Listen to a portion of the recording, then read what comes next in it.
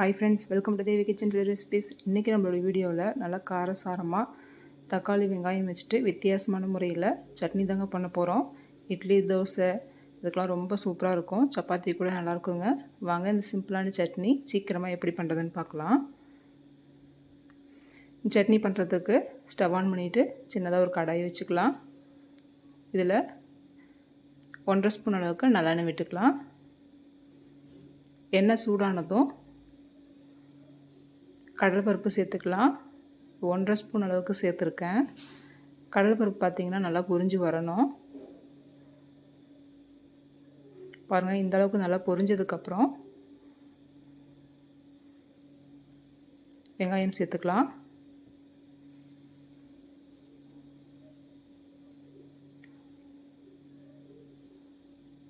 வெங்காயம் பார்த்திங்கன்னா பெரிய வெங்காயம் தான் நான் சேர்க்க போகிறேன்.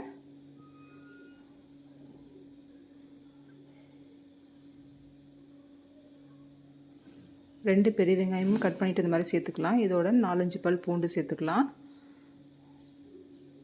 நல்லா கலந்து விட்டுக்கலாம். இதோட 2 காஞ்ச மிளகாய் சேர்த்துக்கலாம். காரத்துக்கு தகுந்த மாதிரி நம்ம காஞ்ச மிளகாய் சேர்த்துக்கலாம். நான் காரமாக அந்த மிளகாய் இருக்கும், அதனால் 2 மிளகாய் சேர்த்துருக்கேன். காரம் கம்மியாக இருக்கிற மிளகாய் இருந்துச்சுன்னா 4-5 மிளகாய் சேர்த்துக்கலாம்.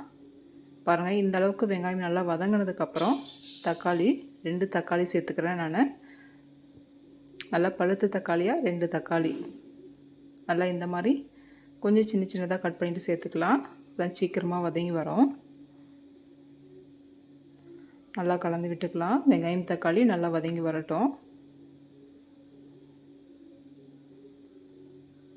பாருங்கள், வெங்காயம் தக்காளி இந்த அளவுக்கு வதங்கினதுக்கப்புறம் 1 ஸ்பூன் அளவுக்கு பொட்டுக்கடலை சேர்த்துக்கலாம்.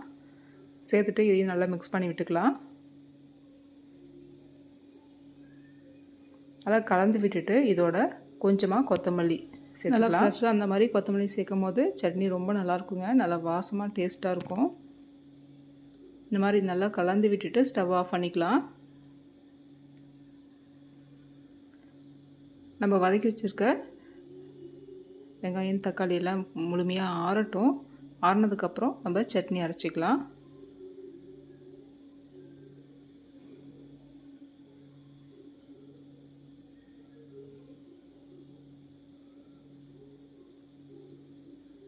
பாருங்கள், நல்லா ஆறிடுச்சு. நான் மிக்ஸி ஜாரில் சேர்த்துட்டு சட்னிக்கு தேவையான அளவு உப்பு சேர்த்துக்கலாம். சேர்த்துட்டு இதோட ஒரு 2 ஸ்பூன் அளவுக்கு தண்ணி ஊற்றிட்டு அரைச்சிட்டு வந்துடலாம். பாருங்கள், கொஞ்சமாக தண்ணி ஆட் பண்ணிவிட்டு சட்னி பாருங்கள் நம்ம அரைச்சிட்டு வந்துட்டோம். ஒரு பாத்திரத்துக்கு மாற்றிக்கலாம். மாற்றிட்டு அதே மிக்ஸி ஜாரில் கொஞ்சமாக தண்ணி ஊற்றிட்டு நல்லா அலசிட்டு ஊற்றிக்கலாம். பார்த்திங்கன்னா நம்ம எப்பயும் நம்ம சட்னி தாளிக்கிற மாதிரியே தாளிச்சிக்கலாம். கடுகு, கருவேப்பிலை, உளுத்தம்பருப்பு சேர்த்து சட்னி தாளிச்சிக்கலாம்.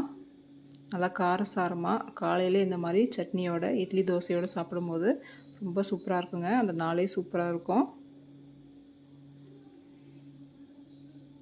இந்த வீடியோ பிடிச்சிருந்ததுன்னா கண்டிப்பாக லைக் பண்ணுங்கள் ஃப்ரெண்ட்ஸ். ஃப்ரெண்ட்ஸோடு ஷேர் பண்ணிக்கோங்க. கண்டிப்பாக அந்த சட்னி எப்படி இருந்ததுன்னு கமெண்ட் பண்ணுங்கள் ஃப்ரெண்ட்ஸ். நம்மளோட வீடியோ புதுசாக பார்க்குறீங்கன்னா கண்டிப்பாக சப்ஸ்கிரைப் பண்ணுங்கள் ஃப்ரெண்ட்ஸ். Thank you friends. பாய்.